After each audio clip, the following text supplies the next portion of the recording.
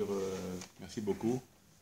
Toutes vos prières qui m'ont apporté, parce que si maintenant j'arrive à être debout aujourd'hui avec vous, c'est que je tenais à vous remercier de toutes vos prières, vous, toute la communauté, et les gens qui soient là où ils soient. Et au Hachem, ça apporte, comme on dit, ses fruits, compris pour l'ami, pour son ami, alors on est né trila, comme ça nous disent les sages, compris pour son ami, alors on est nous-mêmes les premiers répondus. Alors, bon, Hachem, j'espère que vous avez reçu toutes les brachot, toutes les bénédictions, le fait d'avoir prié pour moi, que vous ayez donc toutes les bénédictions que vous avez déjà reçues avant même ma guérison. Alors, donc je tenais à vous remercier à vous tous. Merci beaucoup. Et comme ça, c'est le peuple d'Israël, hein, Rebim Zelazé, hein, il est garant de l'autre, hein, il essaie d'aider l'autre par ses brachot, par son étude, par ses mitzvot. C'est ça le peuple d'Israël. Donc encore une fois merci et qu'on soit toujours unis comme ça, par nos bénédictions, par nos brachot, par nos prières. Comme ça le peuple juif il est toujours fort et toujours chazak. On va seulement, on est Baruch Hashem, ça tombe bien aujourd'hui, c'est Nichnas Adar. Chez Nichnas Adar, Marbim Besimcha. Maintenant chez Nichnas Adar, alors on est Marbim Besimcha. On est rentré dans le mois de Hadar, extraordinaire. Donc la Simcha doit être là, par excellence. Okay. C'est le mois de la Simcha. Alors je me suis posé la question, mais qu'est-ce qu'il y a de spécial le mois de Hadar? Alors, bien sûr, ce qu'il y a de spécial, c'est pas une question de dire ce qu'il y a de spécial. On sait ce qu'il y a de spécial. Ben, c'est Purim. D'accord? Non, mais qu'est-ce qu'on tire de cette fête de Purim? Quelle est la Nekuda qu'on tire? Quelque part, on pourrait dire, en quelques mots, hein, bien sûr, que la Nekuda de Purim, c'est quelque part, c'est la tchouva. Que Purim, ça se résume par la tchouva. Parce que c'est un état, si c'est l'état national, à l'époque de l'histoire de Purim, du peuple d'Israël, dans son problème, dans sa détresse, et arriver à un aforu, arriver à ce que ça soit le peuple qui devient maintenant c'est plus la détresse, et là c'est la Géoula, c'est la délivrance totale. Donc c'est un état premier, un état faible, un état noir, un état sale, un état bas, où l'homme, par sa prise de conscience, il a changé toutes les données, il a changé toutes les données naturelles. Parce que naturellement, on était voué à la mort. Naturellement, on était voué à la perte. Naturellement, on faisait partie d'un empire qui, le roi Achashverosh et ses prédécesseurs, c'était des gens, des assassins, c'était des tueurs, c'était des dictateurs. Ce qu'on peut imaginer un dictateur de aujourd'hui, c'est rien à l'époque d'Achashverosh. C'était des dictateurs, ça veut dire qu'il n'y avait pas, comme on le voit tout au début de la Megillah, sa propre femme, il peut la tuer, comme si c'était un moustique. Une femme qui descendait elle-même de la royauté de Nebuchadnezzar. Aucune pitié. C'est-à-dire qu'il avait l'envie du sang, la soif du sang, la cruauté, de manière très rapide. D'accord? Donc on imagine le peuple d'Israël dans cette situation-là, où le peuple d'Israël est descendu très très très très bas. Okay? Très très très très très bas. À cause de plusieurs raisons, nous dit la Gemara. Mais c'est pas sur ça qu'on parle. C'est sûr qu'il y a beaucoup de raisons. Mais le Purim, c'est essentiellement le lien de la tchouva. C'est d'un état à un autre état.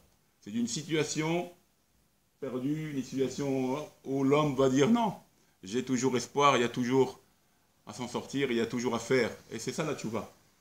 Tchouva, ça veut dire quoi? Tchouva, c'est j'étais dans telle et telle situation, dans tel et tel péché, et aujourd'hui je suis un autre homme. J'étais été dans telle situation géographique, même s'il le faut, aujourd'hui je suis dans une autre situation géographique. Beaucoup mieux. J'étais dans tel et tel environnement néfaste, qui m'ont fait mal, qui m'a fait du mal, qui me touchait. Un environnement qui peut des fois blesser l'homme, qui empêche de vivre l'homme, par des amis qui ne sont pas des amis, par un environnement qui peut me nuire. Et tout d'un coup je dis non, j'arrête, tac, je quitte ça. C'est ça la tchouva. C'est d'avoir ce moment de na'afor, la ficha, mikatse, la katse, d'une extrême à l'autre. Tu passes d'un état à un autre état. Et c'est ça Purim, par excellence, le point essentiel. Bien sûr, il y a toutes les raisons, il y a toute la fête, il y a tout ce qui vient expliquer toute cette fête merveilleuse de Purim. Mais essentiellement, Purim, c'est la tchouva. C'est Purim. Ouais, c'est tchouva. C'est d'une tchouva. Alors voilà, comme l'a dit Shmuel, c'est vrai comme Purim, bien sûr, parce que comme Kippour, mais c'est par la simcha, ça se fait par la simcha. Mais c'est la tchouva. Ne croyez pas que Purim c'est un autre, c'est tchouva, par excellence. Comme Kippour, c'est le Yom HaTchouva. C'est Yom Adin, c'est Yom HaTchouva, c'est Kippour. Okay? C'est le jour de la tchouva, Kippour. Okay? Et bien Purim, c'est exactement pareil. C'est exactement pareil, mais avec une approche différente, avec une approche, Baruch Hashem, où les Ramim nous ont donné les règles, où nous ont donné les règles de la simcha, d'augmenter la simcha, mais avec ce côté-là, de voir le côté positif des choses. Après tout, je suis comme ça aujourd'hui, mais demain, je vais être mieux. C'est ça la tchouva. C'est ça la tchouva. C'est ça, Purim. C'est plus dur de faire Purim que Kippour. C'est plus dur de faire Purim que Kippour, bien sûr. Bien sûr. Ah, pas pour celui qui mange beaucoup, pour moi. Parce que c'est dur la simcha. C'est arriver à voir tout du côté. Non, mais nous, on jeûne, Kippour, c'est un peu dur. Tu comprends? Donc ça, c'est quelque chose qu'il faut absolument, bon, Hachem, se mettre en tête. Alors maintenant, regardez sur quel point on s'est quitté il y a quelques semaines. Peut-être pas quelques semaines, quand même pas, mais une semaine et quelques, quoi. On s'est arrêté sur la lettre Shin, rappelez-vous. Et on avait fini avec le mot Simcha. On avait parlé de Simcha. Donc on avait terminé comme ça le dernier cours qu'on a fait avec la lettre Shin, avec les Simcha. Et donc, bon, Hachem, on retrouve Simcha, la joie de Purim, la joie du mois de Hadar. Et Yetamid, sa mère Bechelkecha, soit toujours content de ton part, de ton sort. Combien il faut remercier Hachem d'être debout, de respirer, de marcher, de tendre les mains, de sourire, de pouvoir manger normalement. Rien n'est normal parce qu'on est tiré de la terre. Donc à l'origine, on n'a rien. Donc le fait d'avoir tout aujourd'hui, c'est que du plus, c'est qu'une matana. Parce que je me suis posé la question, mais pourquoi remercier? Pourquoi je dois remercier? Si c'est normal, pourquoi je dois remercier? En fait, il n'y a rien de normal. Le normal, c'est d'avoir rien. C'est ça le normal. Je suis tiré de la terre, moi. Nous sommes tirés de la terre. C'est-à-dire qu'on n'a rien. Donc si je dois dire le premier merci, c'est d'être tiré de la terre, même sans rien avoir. Mais Dieu ne m'a pas laissé sans rien. Il m'a habillé, Beged Lilbosh. Il m'a donné des habits, il m'a donné un repas, il m'a donné une femme, il m'a donné des enfants, il m'a donné tout ce qu'on peut avoir, ce qu'un homme peut avoir. Donc on n'est que en obligation, c'est même pas ouais, bon, c'est une toba. Non, c'est parce que le rien, c'est ta part. Le rien, c'est ta part. Le rien, la terre, c'est ta part, toi l'homme. Donc tout ce que tu as sur cette terre-là, qui est au plus haut que la terre, eh bien, Hachem, alors c'est que du remerciement. Que du remerciement. Parce qu'on est né nu, on est sorti de la terre.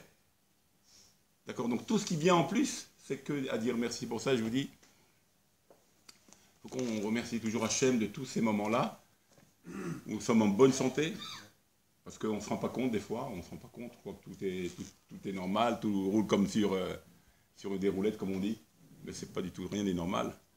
Rien n'est normal et tout tient du miracle.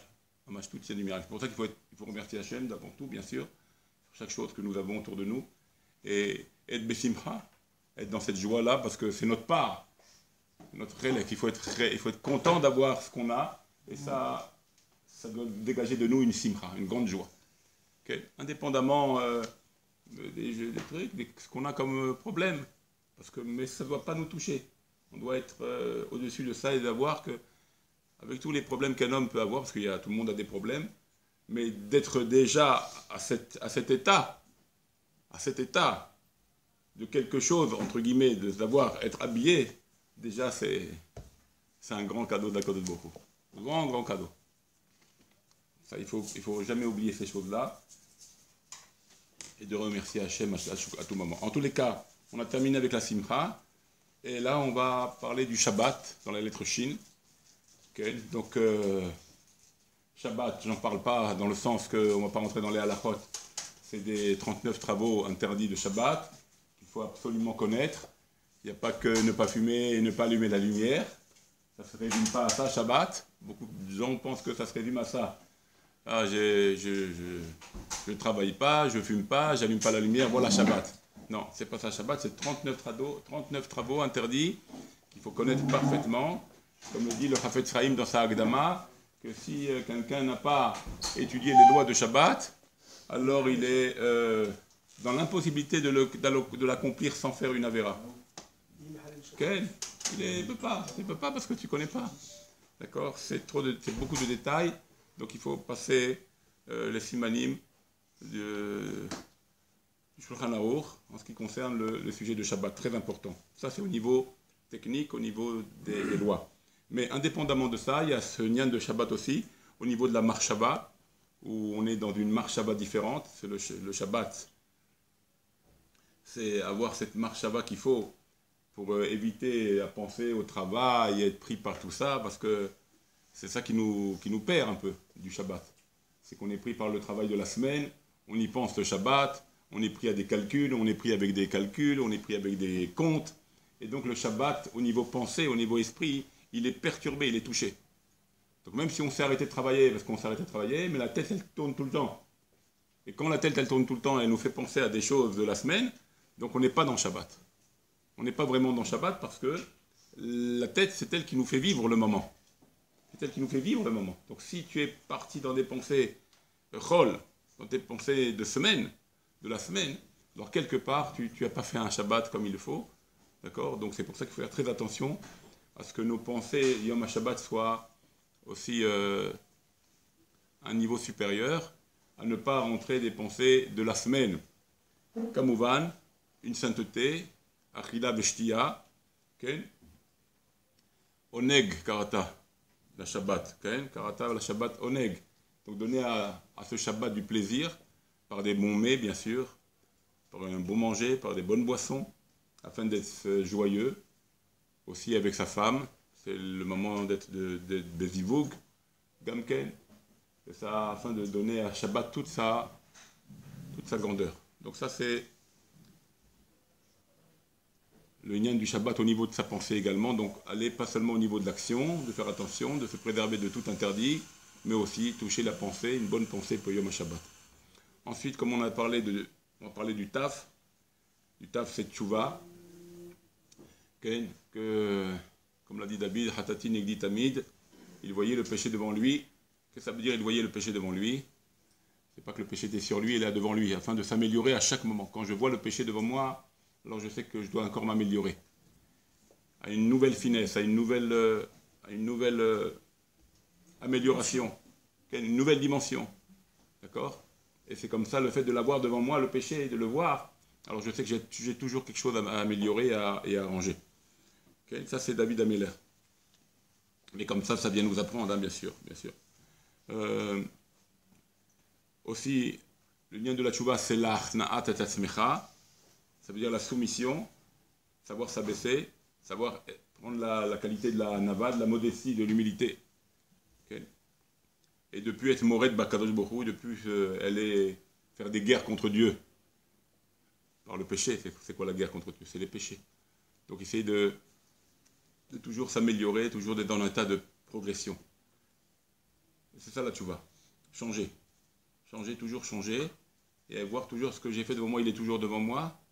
Bien sûr, je peux toujours tomber, shalom, mais le fait de le savoir devant moi et que j'ai encore une part à améliorer de ce péché, parce que la marche va très loin. C'est-à-dire que quand j'analyse un péché, aujourd'hui je me suis arrêté là au niveau de l'analyse du péché, du regret, mais demain, si je vais encore plus loin dans mes pensées, eh ben, je peux encore aller plus loin et donc extirper encore une dimension du péché, de ce même péché. Parce que mes pensées vont loin. Au moment du péché, qu'est-ce que j'ai fait? À quoi j'ai pensé? Si j'arrive à les retirer à chaque fois, alors je fais tchouva. Et c'est pour ça que c'est une notion infinie, la tchouva. Ce n'est pas une notion qui s'arrête. Parce qu'à chaque moment, je peux aller encore plus loin, et encore plus loin à extirper le mal que j'ai fait. Encore un autre point, c'est Torah. À quelle heure c'est Arvit aujourd'hui? Ah ouais, mon cas. Ok, alors on termine avec ça. Torah. Alors bien sûr, Torah... Je ne vous dis pas combien d'écrits, hein, je ne vais pas maintenant vous sortir toutes les références du Nyan Torah, parce que c'est infini. Seulement vous dire que ne pas s'affaiblir dans l'étude, être toujours vigilant. Le Yetzer Hara, il est Me'esh, il est fait de feu, mais nous, Baruch Hashem, on est fait d'eau. Hashem nous aide, et l'eau, elle éteint le feu. D'accord? C'est quoi cette eau-là? C'est Enmaïm et la Torah. C'est la Torah, elle peut nous aider, elle nous sort de tous nos péchés, de toutes nos angoisses. Et c'est pour ça qu'il ne faut pas diminuer le moyen, le remède qui peut sauver la vie du juif. Comme c'est marqué, Barati Yetzer Hara, Barati Lo, Torah de Tavlin. J'ai créé un Yetzer Hara et j'ai créé une Torah de Tavlin. Une Torah qui est une épice. Donc cette épice-là, il ne faut pas la retirer de nous. Si on la retire, alors on est pris dans le piège de toutes sortes de formes de maladies spirituelles, bien sûr. Okay? Comme c'est marqué. L'otarpeni. Okay? Adbliruki. À un tel point, disait ça. Comme ça on apprend de Yov, du verset de Yov. Altarpeni. Adbliruki. Ne m'affaiblis pas, même pour reprendre ma salive. Ce temps d'arrêt pour reprendre la salive, c'est un arrêt dans l'étude de la Torah. C'est le temps de prendre la salive, c'est un temps d'arrêt. Ce temps d'arrêt, j'ai ce quart de seconde, je n'ai pas étudié la Torah. Alors même ça, on demande à Dieu, Hachem, l'otar peniat bliruki. Que ce roc-là, cette salive-là, elle ne s'arrête pas, qu'elle ne s'affaiblit pas d'étudier la Torah. Ça, c'est la demande toujours. Toujours jamais être en état de faiblesse avec l'étude. Okay. Si on ne peut pas parce qu'on est malade, ça arrive, voilà. Si on ne peut pas parce qu'on est fatigué, alors on peut toujours étudier B'Marshava. Même si ce n'est pas conseillé d'étudier avec les yeux, on en a parlé déjà, parce qu'il faut que la Neshama, la Torah nous transcende, et quand elle nous transcende, elle peut nous transcendre seulement si on fait passer l'étude par Marshava Dibour Maaseh. Là, ça peut nous transcender. Donc il faut qu'on passe Marshava Dibour et Maaseh. C'est quoi l'acte? Le Dibour et l'acte deviennent unis pour l'étude de la Torah. Parce que le fait de bouger les lèvres, ça fait l'acte de la Torah. À moins qu'on ait une mitzvah qui se présente à nous quand on est en train d'étudier. Alors là, on fait Marshava Dibour Maaseh, et là, la Torah, elle devient une part intègre en nous, et l'homme, il arrive à changer. Mais sinon, s'il étudie seulement avec l'esprit, donc il ne transcende pas. Il ne fait pas transcender la Torah en lui. Alors ça va jusqu'à un certain temps dans l'espace, on va dire. Ça t'aide jusqu'à un certain temps. Pour ça, les gens qui étudient avec les yeux, au bout des fois même des années d'études, mais qui n'ont pas étudié d'une manière avec la voix, Kol Yaakov, alors ils sont souvent les mêmes. Ils n'ont pas changé. Et comment le type, ça fait 30 ans qu'il est dans la Torah, celui-là est toujours un petit, pas normal. Comment c'est possible? J'aurais dû trouver un homme différent. Un homme un homme gentil, un homme... Pourquoi? Parce qu'il étudie avec la tête. Donc ça n'a pas transcendé son corps et ses actes. C'est pour ça qu'il faut faire transcender la Torah. Et là, tu vas obtenir un comportement différent. Obligé. Donc c'est pour ça qu'il ne faut pas que ça reste au niveau de la tête. Mais quand bien même, un type, il ne peut pas parler maintenant. Le type, il est malade, il est souffrant, il ne peut pas, avec un livre, il n'arrive pas. Alors, qu'il fait déjà au niveau de la tête. Ça touchera déjà son esprit. Une fois qu'il est touché au niveau de ses esprits, demain, quand il ira mieux, il fera descendre les choses. Il refera descendre les choses. Alors ça, c'est important. Donc l'étude de la Torah, bien sûr, ne pas s'affaiblir. Même si on est dans des moments faibles, savoir se renforcer, Bezrat Hashem, qu'on soit toujours attaché à la Torah. Amen. Comme le Baruch Hu, il a dit, même si vous m'abandonnez, mais elle, il ne faut pas l'abandonner. Il ne faut pas l'abandonner. Même si le Baruch Hu nous dit, abandonnez-moi à moi, c'est pas grave, moi abandonnez-moi. Mais elle, jamais l'abandonne. Jamais tu l'abandonnes, la Torah. La Torah, c'est ton mishenet, c'est elle qui te soutient toute ta vie. Pas seulement dès ton arrivée sur cette terre, et pas seulement pendant toute ta vie sur cette terre, mais même après Bakever, après même dans ta tombe, et après même dans ton Olam Haba, et même pendant la résurrection des morts. C'est elle qui va venir, et elle va être ta parole, c'est elle qui va te soutenir. Tout ce que tu as pu faire d'elle, avec elle, c'est elle qui va venir et qui va comparaître pour toi. Et dire, celui-là, il m'a étudié, celui-là, il était avec moi. Il m'a soutenu, il m'était lui aussi, il m'a aidé. Parce qu'un, il aide l'autre. Israël, le Ben Zoug d'Israël, c'est la Torah. Le couple d'Israël, c'est la Torah. Lundi, dimanche, il est avec lundi. Mardi, il est avec mercredi. Jeudi, il est avec vendredi. Shabbat, il est seul. Akadosh Baruch Hu, qu'est-ce qu'il a fait? Il a dit, ah, Shabbat tout seul, mais j'ai un peuple qui est seul. Okay? Goy Kadosh Baaretz. Qui c'est ce Goy Kadosh Baaretz? C'est un Israël. Alors je vais te faire Ben Zoug. Tu vas être le Ben Zoug du Shabbat. Tu vas te marier avec le Shabbat. Shabbat, ça va être la Kala. Israël, c'est la Hatan. Et on est Hatan ve Kala, le Shabbat, et nous. Intouchable. Intouchable. C'est pour ça, un, il est de l'autre. Shabbat, il est content de nous. Et Israël, il est content de Shabbat. Et c'est pour ça que la Torah, elle vient, elle s'est mise comme association. Qu'est-ce qui tient le protocole? Quel est le protocole? C'est la Torah. Il faut respecter la Torah. Comment on respecte la Torah? Hashem, il est shomer aleinu et il nous protège. Amen.